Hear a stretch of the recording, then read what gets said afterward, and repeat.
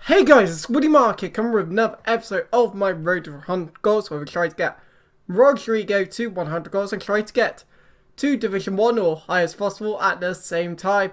Now, this is the best ever start I've had to a player.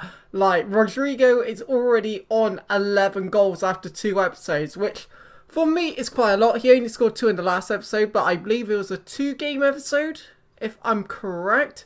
Might have been a 3-game no, I believe the first one might have been a 2-game episode or something like that. So, based on games to goals, he hasn't played that many considering. But, corner goal, and this game doesn't go well at all. Like, again, like, locking on system didn't quite work there. And, yeah, it sort of just happened. And it's the way it goes at times. Like, Giovanni Dos Santos gets another goal to make it 2-0, and again, Sal on the ball does just dribbles past me, and this guy seemed to like to dribble, and I don't like playing against players that like to dribble because like I sort of like to cut off players when defending and tackling, and when they dribble you can't really cut them off and you got to be more forward and direct, which I don't really like to do because it involves slide tackling.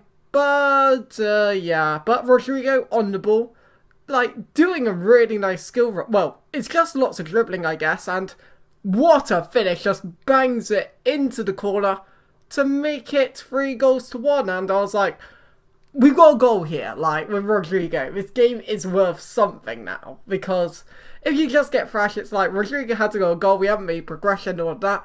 And that's why I really like this series. Because it's sort of like, oh, we scored a goal, we've made progression, and that's a finish by him. I'll straight up say that. Have no idea how he did that, but nevertheless, it was a cracking finish.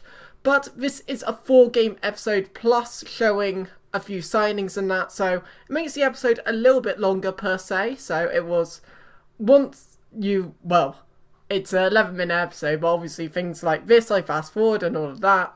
But 2 losses in Division 9, what is going on here? Like, I lose the last one 1-0, and yeah, but as you can see, we signed Soldado, and we also signed a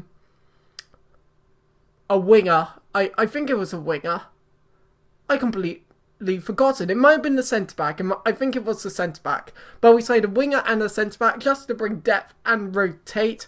But Chambers on the ball, that really fast bronze player that we got. Then Salcedo on the ball, like, just dribbling it out again, doing a nice fake shot, and then bang, into the corner. Now, he's a player I haven't used before, and it was like cheap BVA strikers. He's the one I wanted to use, because apparently he's got really good strength and all of that, and quite the beast. And yeah, I was like, there's no better chance to try him out than here. But he obviously does the suicidal tactic. Then, Rodrigo on the ball, and what a finesse shot into the corner. And that's what Rodrigo is all about. Edge of the box, finesses into the corner, his finishing's great, all that kind of stuff. Like, you can't let Rodrigo do that. Like, any other player, let him do that. If he scores, he scores. Rodrigo, it is your fault if you do not tackle him. Just saying. But Salcedo on the ball, into Ruben Paredo. And next episode, I need to get another centre mid because I'm running out. And that one's arguably better. That one is indeed arguably better. So yeah, it's very interesting, and he indeed rage quits, which is again like it's all going in my favour. It's brilliant on my part, and he scored 2 goals that game. We're on 14 goals now. He's already scored 3 goals in 2 games, which, to be honest, if a player gets 1 goal every game, 1 goal per game, it works for me, because in a way it still makes the series quite quick, because it means you get 3 to 4 goals per episode kind of thing, but player ends up doing better than that. But we are up against a really, really good side. It's only Charisma on lower chem. Well, actually, no, Nangolan isn't the highest chem either, but I knew I had to play well. But Rafinha on the ball, fake shot, and then I do a really good skill move inside, touch into corner, 1-0. Now, this is a sort of game where you've got to use your players' qualities, as in the good players you've got to use them well. However, at the same time, you've got to, in the sense, I don't know how to describe it, use your quality. And, well, he made a mistake there, or might have been unlucky. Maybe he pressed that down. But I got a bit lucky with the finish. I finessed it over the goalkeeper somehow, and that's 2 goals in 2 games from Salcedo, and it's like really, really good, because at the end of the day, he's a supporting striker. Rodrigo's our main man. And counter-attack, Rodrigo, you're in this position, like, with Rodrigo's left foot, there's only going to be one finish, to be honest. 15 goals, GG, I think the game is pretty much over. However, once you get to like half time, all of that, things seem to change, your mentality changes. Like, I don't know what it is with half time and all of that, but it works with like sets as well in tennis, for instance. If you like change ends or something like that, it just changes your mentality. It feels like, okay, this has happened, little bit of a pause, we start fresh, and like it can really change your game plan. So when people say scripting, isn't really, but you know, but 3-1 now though. Don't think I need to say anything else. 3-2, and here I was like, ooh dear, I really don't want to choke this game, especially in this division. I haven't been doing well. So it was a case of, okay, I'm just going to pass the ball around. Not the greatest pass there. Really sneaky pass there, however. Rodrigo on the ball. And I see the winger making the run. And I, again, finesse it. Like, do a really weird finesse shot that manages to go past him.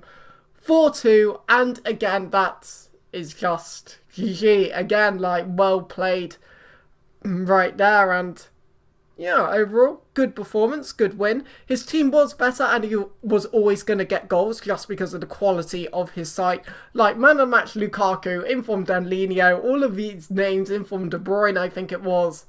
That's a side. But as you could see, I actually never noticed, but the left back I had in my club was BVVA. But we have got right back, got right mid, got centre back.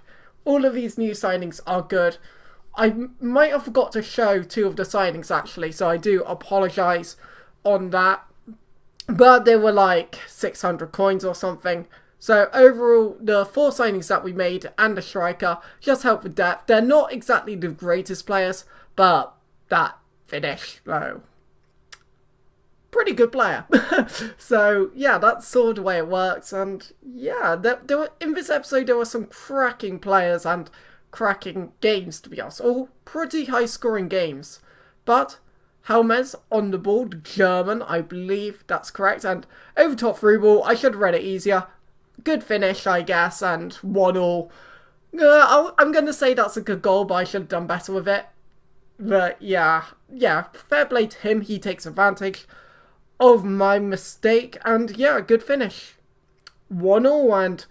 And again, like, none of these games were straightforward, easy. I know the one against a player that wasn't as good could have been easier, but Rodrigo on the ball, just taking my time with it all, and skill move inside, just watch this, and then what a finesse shot into the corner, goal number 16, and the goals that Rodrigo scores, they're all really, really nice. And that was partly me thinking, I can score some really nice finesse shots with Rodrigo, and you guys will enjoy the series even more, because even though Rodrigo's not the kind of player that people will be like, he's not the most used player in the sense he should be. Oh, story with this goal. Firstly, lucky, but even so, Rodrigo just scores some really nice goals, so I thought you would enjoy it, and I love using him. Only problem is, I'm going to have to create hybrids and all of that kind of stuff, because BBVA teams just don't work too well, in my opinion. But yeah, my my L2 button is broken, or LT on your side, which pretty much meant that Kalu was able to run past me while L2 was held down. So that didn't work well for me, but I need to order a new controller soon, thinking about it. But Kalu on the ball, does a nice finesse shot. It seemed like the keeper was aiming to duck that shot rather than save that shot, which was a bit annoying, but all well. But again, we've got Rodrigo on the ball, doing some nice dribbling and all that kind of stuff, into Uche, and that was a well-earned free kick. His player dived in, And then we got Ivanovic, the player that we got originally, and his left foot is deadly, and that's 3 goals. All good free kick. And this game I was determined not to lose. I was like, I am not losing this game in a million trillion years. Like, just bang it into the corner. 3 goals all. Again, GG. And, again. This is what tends to happen a lot in FIFA, because from kickoff, I don't think you're more open unless you are actually taking a penalty. Because you lose the ball, you can easily get countered. Like here, he gets almost a semi-chance in the sense, like, if he did bad with that, then maybe he could have done something. But nice quick touches, but Uche on the ball. And I thought, you know what, let's just run. Let's just run at him. And then I thought, tuck it low into the corner. 4 goals to 3. And that's going to be the end of the video. Now, so you have enjoyed it, support the video, hit like button, subscribe across below, do subscribe, go and see more. It's been Woody Mark now. See you guys.